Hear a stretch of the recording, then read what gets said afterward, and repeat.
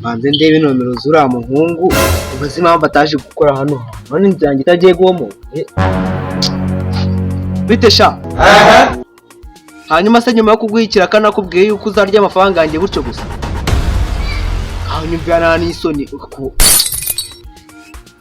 uzi ko ubungubu ino telefone nayimena kubera wewe hasoni wabuze umwanya gute ntabwo amafaranga yanjye 70 years old man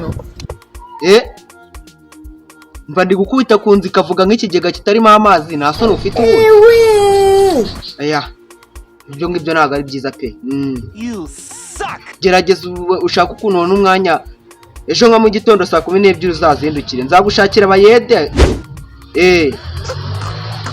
oya ntugire ikibazo kw'ibyo bikoresho se ese bafundi inama yatima mugira ibintu ngibyo by'imyi nyine ni nese murokore nagacuruza ibyuma amatibe aho se ibyo kora nzange n'amatibe ikeneye bya bintu byo kuzirikisha by'imigozi ukazirika igisenge neza dore turi mu gihe cy'imvura oya rwose nawe ntukambwira ibyo ngibyo uzi ko hatuma uwo mutwe twazabura nkahita nkujanjagura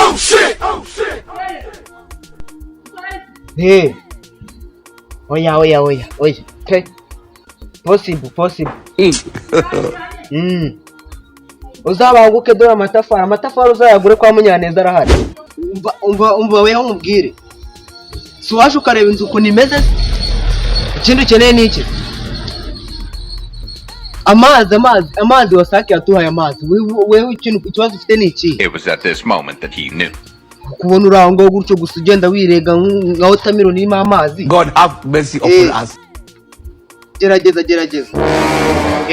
wewe ikintu mba nkubwira ni ibyo ngibyo mba nkubwira nyine bayitonze gato banze na vugana n'umuntu gasubite se neze bite Sharifu sindicara hehe sha icara hanga nta kibazo dore inzu yanjye anagura nyine ngosi cyane ndawe naguye God have mercy upon us.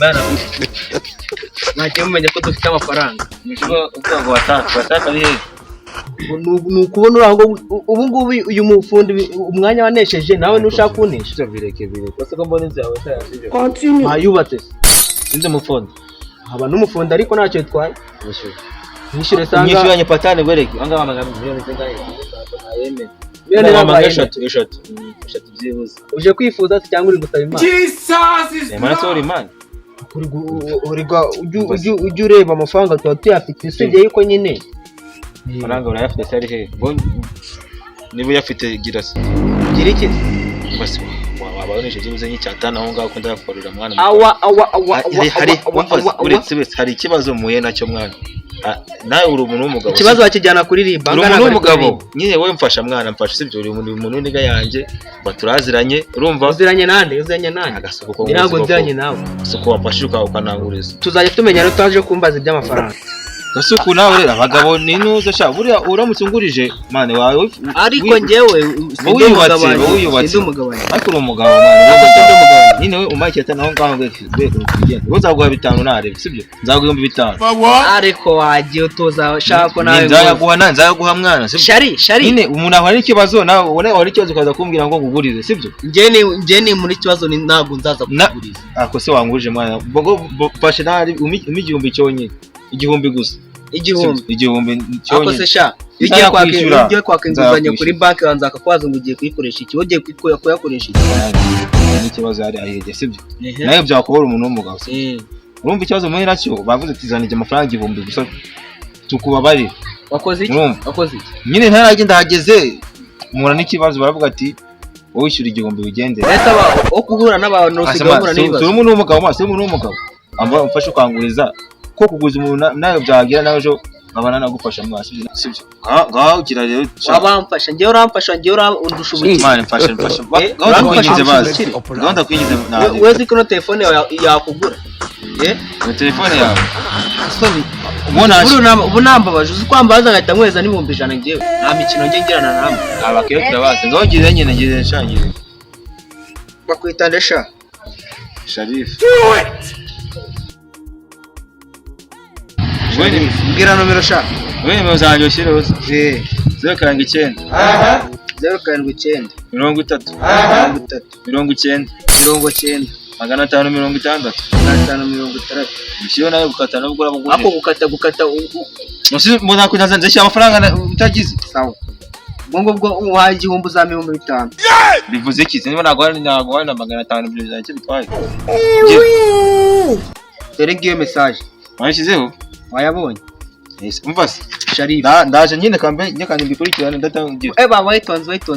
Mu munsi narenga uzamera amafaranga yanyu. Uyu munsi ni kwa kangahe se? Uyu munsi turi kuwa 5. Ntago hako ajya mama nawe baho. Yesu! Naho rero nibyo mba nkubwira. Nese ubu ngubu udashoboye kubara iminsi igize icyumweru uzabashobora kunyishyura amafaranga. Kwa 5. Kwa 5. Bihera kwa kangahe? Ngo? Bihera kuwa mbere. Kwa 2. Kwa 3. Kwa 4. Kwa 5 uyu munsi. Kwa 6. Kwa 7. Kwa 8 nyisoje kubwira si yasike. Mbase bye. Munsi nubwo nakwambura amafaranga yanjye. Uzayamereza kuwa mbere. Sorry yo. Turi kuwa 5 uzamereza amafaranga yanjye kuwa mbere. Kandi uzamereza amafaranga ari munsi y'5,000. Umutwe tuzawugabana. Canga. Mbase. Wamaye ndikiyende se ngubakanga. Muganze kubaka. Icyedanga nashaka ihari. Nabo ngurije magana angahe se? Nge ntago ndi gapita. Ntago ndi gapita. Na hasa na tande. Ngewe ganze kubaka nubatse bose ndaza Washington ngeragayo. Ubatse? Washington he. Sawa. Umbase bayi nyine turaza kuvuga. Yawe cuje kabiri rero nasone. Sinzi mu kiricyo. Batindi mugoza naza amafaranga make gusa.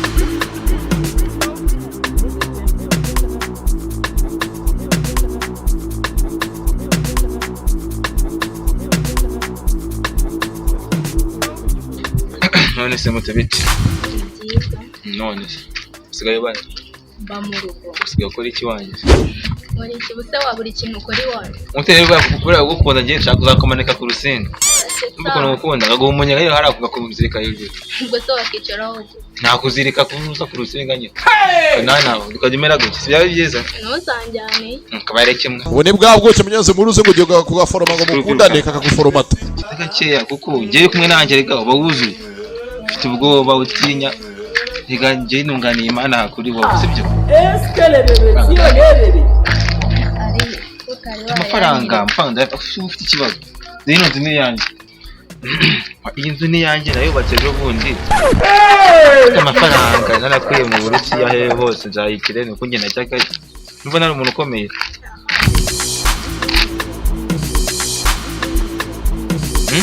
Yego. Ndi umuntu ukomeye. Ako ntago ujye ubinyereka nyine. Ntago ujye ubinyereka. Mva ndaje gatoya. Ngiye. Wait a moment, I'm coming soon. Wait.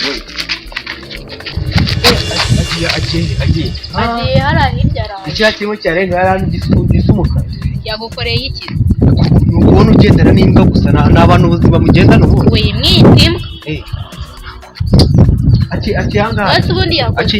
Yakoze iki? N'imbwa. Aciya. Aciye hano nyine. Ako nashaka. Ako se ko bari abantu bari kwirukanka noneho babaye. Nikomereze barantangira.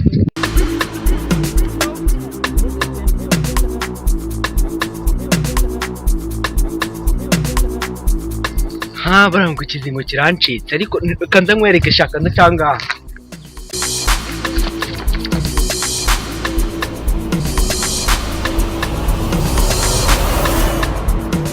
Hanyuma ashaka kuncika njyewe naso. Ashaka kuncika. Ayanjye ari hehe? N'umuti uri kwa kangahe?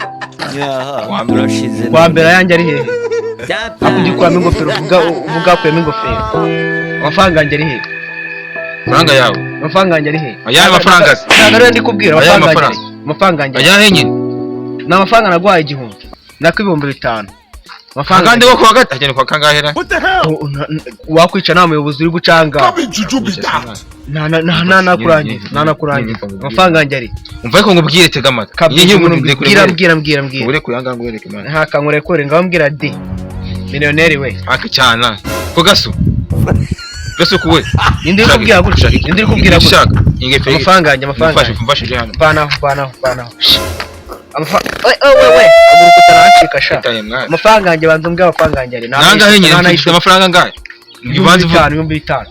nabisigaye baba sinayimajije kimwe nta mafaranga wamaye naragize ntabwo Waragize ese mwari bakishije nuza rero ashobora kwesha bitanu ngo ufata Vano tanshika ariko sha ufite bwari bibone urwara nande ko yanjye urwara nande amaki yawe amafaranga angahe 5,000 ako Imana yaguhaye umutwe kwibagirwa kubw'ubwenge sha mba nkubwire rero sasa iki gira vuba nyishura ngiye amafaranga yawe ngiye mu nama y'abakire ngiye mu nama y'abakire amafaranga yawe ndaza kwa guheza ikigiye kibazo amafaranga 3 wamaye ntabyo kumereza giye twavuganye ni iki ngiki cyarangiye gira vuba mereza amafaranga yanjye amafaranga wowe gira vuba sha gira vuba nyine wowe gira vuba gira hajya nangahe nyine ase gira vuba tanye ntabwo uri kumva ibyo muravuga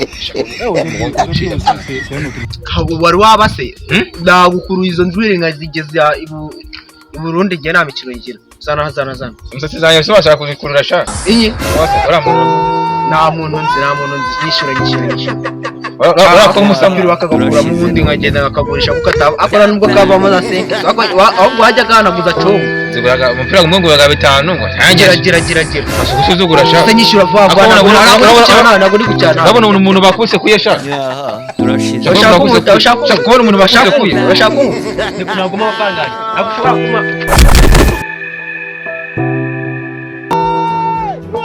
Pasi se wama umupira ukanyongezaho umunsi umwe nzaguha 10 sawa sha ibyo 10 naho zabyigumanire iki gipira cyanjye nzajya nyanagurisha congo ingofero nanjye ndayambara. Assalamualaikum warahmatullahi wabarakatuh.